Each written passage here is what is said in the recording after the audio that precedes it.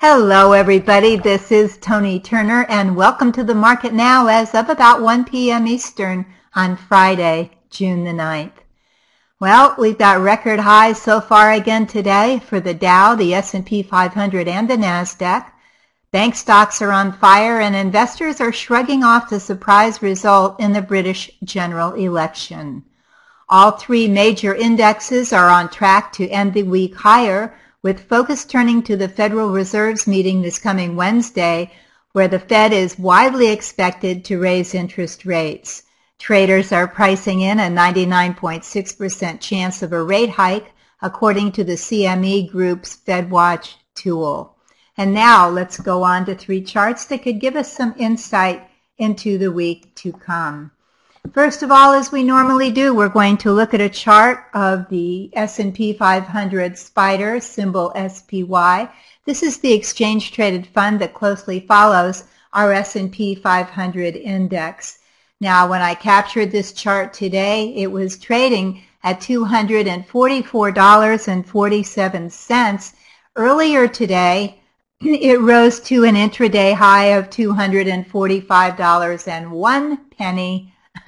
Of course, this is yet another new all-time high. You know what? In all the years I've been watching the markets, I don't believe I've ever seen a series of almost consecutive all-time highs as much as we've had in the past few months. It's really been an incredible and certainly a wonderful event to watch, but we cannot get complacent here. At least I certainly don't want to. Let's finish this chart though before we talk about that. As would make sense with the market at all-time highs, the SPY is trading above its 20-day moving average, the red line, its 50-day moving average, and its 200-day moving average, the black line on this screen. And we do have support here now. The SPY, again, with its new all-time high today at 245. We can put a new resistance up here at about 250. Actually, it'd be much higher than that line. It would be up quite a bit higher. And we do have support at the 50-day moving average at 238 here. Of course, there is support at about 241 and change, and support at 240. So we've got quite a bit of potential support here should the S&P drop. Now, if it continues this move higher, of course, and as it has done in the last couple of weeks, it looks as though it's continuing the uptrend that it's been in actually for quite a few years now, and that's fantastic, and it's a bull market, and we respect that. What I will continue to do here is use my stops on all my positions. In Toni's Market Club, we believe in using protective stops. When a market rolls over and stocks roll over, we like to get out first and ask questions later. Of course, you can always re-enter.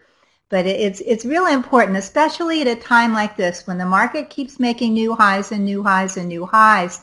Should anything come along to disrupt that market, perhaps a black swan event, when it's made this many string of new highs, recent traders and investors tend to jump out again real fast to keep their profits in place.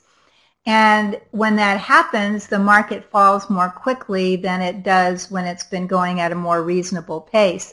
So with that in mind, I want to remind you to please continue to consider at least using protective stops on your positions. And now let's go on to another textbook beautiful chart. We're going to look today, as we usually do, at least for the time being, at the iShares Russell 2000 ETF, symbol IWM.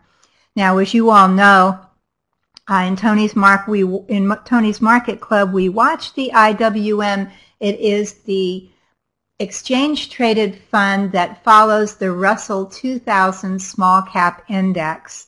Again, small caps are companies valued at $300 million to $2 billion. The Russell 2000 tends to act as a leading indicator for the broad market, especially when we look at market potential tops or potential bottoms, as we like to say, the IWM or the Russell 2000 index can lead us into a bear market and out of a bull market. So we do like to keep an eye on this, especially at important times, which this certainly is. And we have great news today. The IWM, when I captured this chart, was trading at $142.36. Today it's made a new all-time high at $442.90 intraday.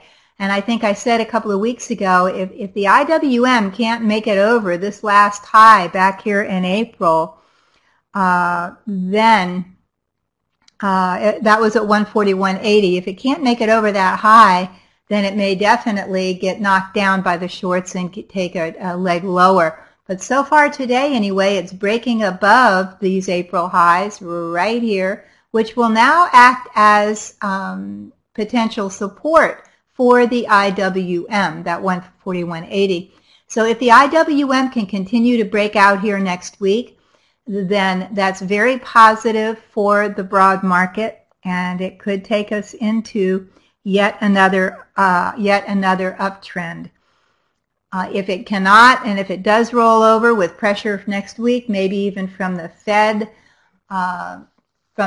raising interest rates, although I suspect that's priced into the market by now, we have that support at about 142 and then more support down here, of course, at about 138. There's a lot of support down here, 130, and this pivot here, this pivot at 138. So the IWM doing all right for now. It looks good. Let us not get complacent. Again, let us continue to put protective stops on our positions. Our final chart today is one that I'm not sure we've ever looked at, or it's been a long time. This is the iShares U.S. Pharmaceuticals Exchange Traded Fund. It has 40 holdings in it. 90% of the holdings are pharmaceutical companies, and 9.6% of the firms in it are biotech firms. Now, the top components are Johnson & Johnson, Pfizer, Merck, Bristol Myers, Lilly, and Allergan. Now, if we look at this chart of the IHE, we see that the last low we noted, excuse me, was $137 on the IHE, and that was its January low. Since that January low of 2017, it did pop up higher pretty dramatically, moved up to a March high of about $156 up here. Since then, it's kind of tiptoed back down to its 50-day moving average, even dipped down to the black line, the 200-day simple moving average, but pretty much stayed on the 200-day moving average until the last couple of weeks it started edging up again and moving up, and in the last couple of days it's moved back up over its 20-day and its 50-day moving average. Again, when I captured this chart today, the IHE was trading at $152.48. The RSI is neutral here, as is the MACD.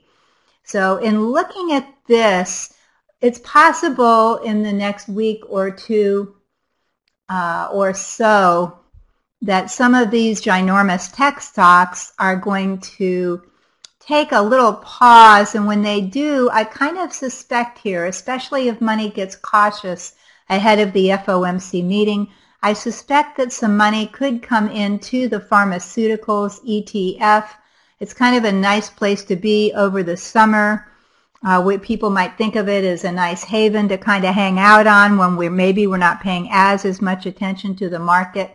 So as long as it stays above its 50-day moving average, which is now coming in at $150.60, this is actually a pretty low risk trade. And before we finish with this, it's probably worth noting that the all-time closing high of the IHE was July 2015 at $181.61. And of course, that doesn't show on this chart. but it does give the IHE some room to run. So as long as the market stays positive, this IHE looks like a rather serene place to me to be, and again with that 50-day moving average stop so close. Should it move up and then fall down below the 50-day moving average, I would exit the trade until the IHE popped back up over that 50-day line. So if it starts moving up a little bit in the coming week, it may be something you want to look at. If it can move up and out of $152 up toward $153 and perhaps back to its February highs and even higher. So it could happen, but of course if the overall market breaks down for any reason, I'm pretty sure the IHE will go lower. So again, put in your stops and use caution. And now on to this week's coming economic reports. But first, this week we at ToniTurner.com are having a summer sale on our popular recorded online trader training, How to Read Charts. Whether you are a trader or an investor, knowing the basics of reading price charts is really the most valuable skill you can own. Whether you're tracking a stock, an ETF, maybe you're tracking futures, commodities, currencies, knowing how to spot uptrends and downtrends, support and resistance, those levels, is the way you bring home consistent profits, and it's not hard to do. For this week only, we are discounting our already low-priced popular trader training, How to Read Charts. Now in this program, I will show you how to read price charts quickly and easily. So please don't miss out. Click on the link below for more information and to purchase. And now on Monday, Tuesday we have the PPI or Producer Price Index. Wednesday we have the CPI or Consumer Price Index and our usual weekly crude inventories. Wednesday will be the big day with the FOMC rate decision coming out at about 2 p.m. And again, the traders are looking for the FOMC to raise rates this coming Wednesday. On Thursday, we have our usual jobless claims, the Empire Manufacturing Index, the Philly Fed, and natural gas inventories. And on Friday, we'll have housing starts, building permits, and the Michigan sentiment. Again, don't miss out on our limited time offer to grab our popular How to Read Charts trader training at a discount, and it's this week only. So please don't miss out. Click on the link below for more information. It will be some time again before we put this product back on sale. Until next week, keep green on your screen. I'm Toni Turner, and this is The Market Now.